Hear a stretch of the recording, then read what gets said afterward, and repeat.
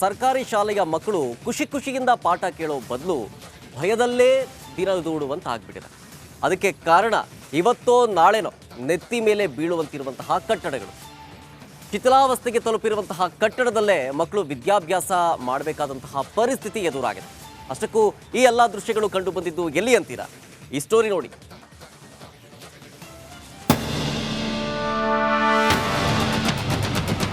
ಬೆರುಕು ಬಿಟ್ಟಿರುವ ಶಾಲಾ ಕಟ್ಟಡಗಳು, ಶಿಥಿಲಾವಸ್ಥೆ ಕಟ್ಟಡದಲ್ಲಿ ಭಯದಲ್ಲಿ ಪಾಠ ಕೇಳುತ್ತಿರುವ ಮಕ್ಕಳು, ಶಾಲೆಯ ಕೆಲ ಕಟ್ಟಡಗಳಿಗೆ ಬೀಗ, ತಲೆ ಮೇಲೆ ಯಾವಾಗ ಈ ಕಟ್ಟಡಗಳು ಬೀಳುತ್ತವೆಯೋ ಎಂಬ ಭಯದಲ್ಲಿರುವ ಮಕ್ಕಳು.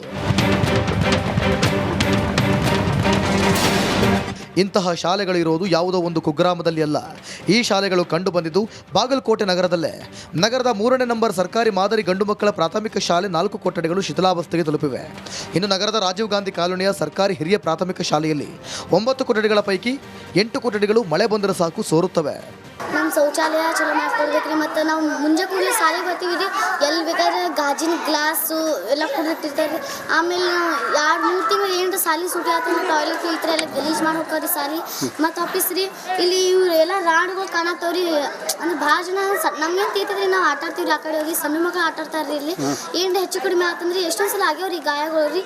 ಮತ್ತು ಆಮೇಲೆ ಶಾಲೆಗಳು ಎಲ್ಲ ಸಿಗ ಆಗ್ತಾವ್ರಿ. ನಮ್ಮ ಕ್ಲಾಸ್ ಒಳಗೆ ನಾವು ಏನರ ಮಳೆಗೆ ಬರೋ ಹೊತ್ತೊಳಗೆ ನಾವು ಬರ್ಕೋತಿದ್ವಿ, ಓದ್ಕೋತಿದ್ವಿ ರೀ.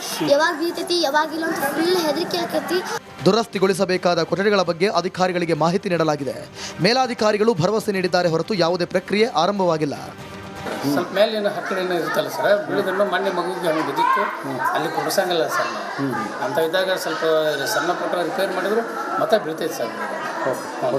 ಕಳಪೆ ಕಾಮಗಾರಿ ಇದೆ ಸರ್, ಕಳಪೆ ಕಾಮಗಾರಿ ಸರ್. ಸಂಪೂರ್ಣ ಇರ್ತಲ್ಲ ಮ್ಯಾಗ ಬೆಡ್ ಹಾಕ್ಬೇಕು ಸರ್. ಪೂರ್ತಿ ಸ್ಲ್ಯಾಬ್ ಚೇಂಜ್ ಮಾಡಬೇಕು ಅಥವಾ ಅದನ್ನೇ ತಾತ್ಕಾಲಿಕರ ಮ್ಯಾಗ ಸ್ವಲ್ಪ ಸಿಮೆಂಟ್ ಹಾಕಿ ಸೇರಿದಂಗೆ ಒಂದು ತಡೆಯುವಂತ ಆದರೆ ನಮಗೆ ಬೋಧನೆಗೆ ಅತ್ಯುತ್ತಮ ಸಹಕಾರ. ಒಟ್ಟಲ್ಲಿ ಕೆಲ ಶಾಲೆಗಳ ಕೊಠಡಿಗಳ ಕಾರಣದಿಂದ ವಿದ್ಯಾರ್ಥಿಗಳು ಶಿಕ್ಷಕರು ಪ್ರತಿಕ್ಷಣ ಭಯದಲ್ಲಿ ಬದುಕುವಂತಾಗಿದೆ. ಕೂಡಲೇ ಶಿಕ್ಷಣ ಇಲಾಖೆ ಇಂತಹ ಅಪಾಯಕಾರಿ ಕೊಠಡಿಗಳಿಗೆ ಪರ್ಯಾಯ ವ್ಯವಸ್ಥೆ ಕಲ್ಪಿಸಿ ಮಕ್ಕಳು ಶಿಕ್ಷಕರಿಗೆ ನಿರ್ಭಯದ ವಾತಾವರಣ ನಿರ್ಮಾಣ ಮಾಡಬೇಕಿದೆ. ಸಿದ್ದು, ರಿಪಬ್ಲಿಕ್ ಕನ್ನಡ, ಬಾಗಲಕೋಟೆ.